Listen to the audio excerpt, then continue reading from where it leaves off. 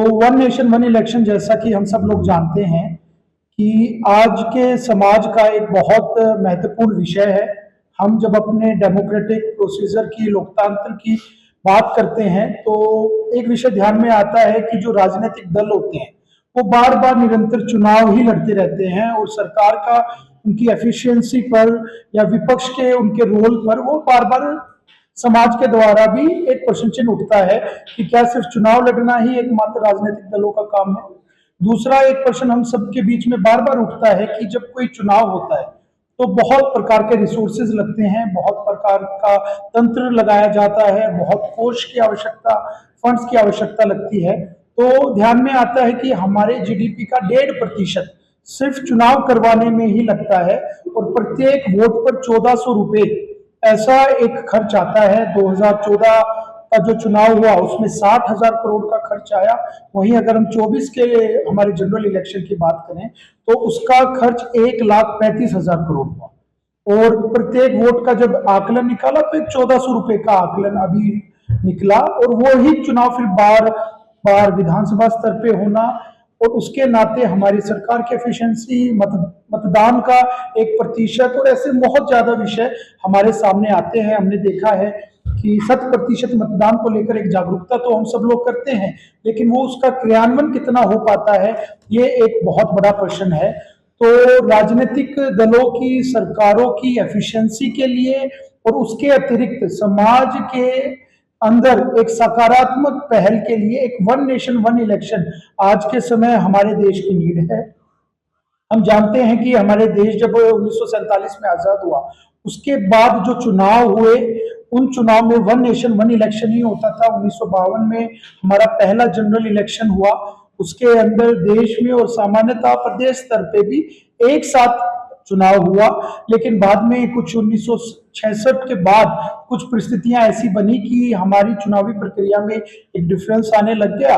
और आज जब हम देखते हैं तो हमने देखा है कि लोकसभा चुनाव हुआ, उसके 6 महीने बाद हरियाणा का चुनाव आ गया, फिर महाराष्ट्र का चुनाव आ गया, फिर दिल्ली विधानसभा का चुनाव आ गया, अब बिहार का चुनाव आ गया है, उसके बाद पश्चिम बंगाल का चुनाव आ जाएगा, उसके बाद तमिलनाडु का चुनाव आ जाएगा। और ऐसे निरंतर 5 साल चुनाव चलते रहेंगे, आचार संहिताएं लगती रहेंगी, सभी राजनीतिक दल, उनके नेता वो चुनाव में अपनी ताकतें लगाते रहेंगे। और जब कहीं पर भी किसी भी स्टेट में चुनाव आता है तो पूरी जो नेशनल पार्टीज होती हैं उनके फिर स्टेट वाइज लीडर्स की भी ड्यूटी वहां लगती है। तो एक बड़ा एक कंसर्न पूरे समाज का, सबका इसमें रहता है। तो इसको लेकर क्या करना चाहिए, तो एक पूरे देश भर में एक जागरूकता लानी चाहिए, क्योंकि वन नेशन वन इलेक्शन का बिल पास होना चाहिए। तो ये जागरूकता कौन लाएगा, तो हम सब जानते हैं कि भारत देश विश्व का सबसे बड़ा और युवा देश है।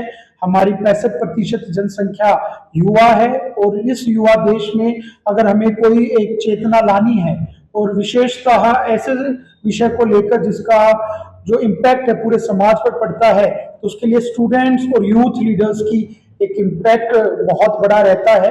तो एक ऐसा ध्यान में आया कि देश भर के अंदर एक स्टूडेंट्स एंड यूथ लीडर्स की कॉन्फ्रेंस प्रांत स्तर पे की जाए और उसका आगे फिर उसका फॉलो करते हुए मेरे आने वाले वक्त आपको बताएंगे कि कैसे वो होगा।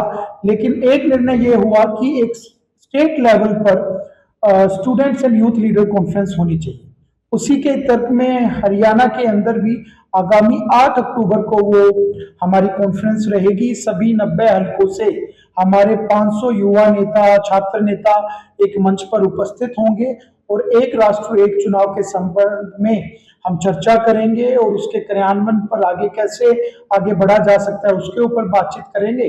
और उस कार्यक्रम के दिन हमारी रूपरेखा क्या रहेगी वो मेरे साथी करण जी अभी आपको बताएंगे। उसके बाद कार्यक्रम के बाद की क्या रूपरेखा रहेगी, उसका क्रियान्वयन कैसे करेंगे, ये रूपरेखा रहेगी।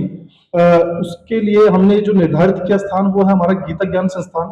सुबह 10 बजे ये कार्यक्रम गीता ज्ञान संस्थान कुरुक्षेत्र में होने जा रहा है, जिसमें हमारे कार्यक्रम के हमारे मुख्य अतिथि के तौर पर आदरणीय राज्यसभा सांसद श्री सुरेंद्र नागर जी रहेंगे, हमारे संगठन के महामंत्री फणींद्रनाथ शर्मा जी रहेंगे, हमारे भारतीय जनता पार्टी के प्रदेशाध्यक्ष मोहनलाल बडोली जी रहेंगे और हमारे सरकार की तरफ से मंत्री के तौर पे युवा एवं खेल मामलों के जो मंत्री हैं बड़े भाई गौरव गौतम जी इसमें उपस्थित रहेंगे।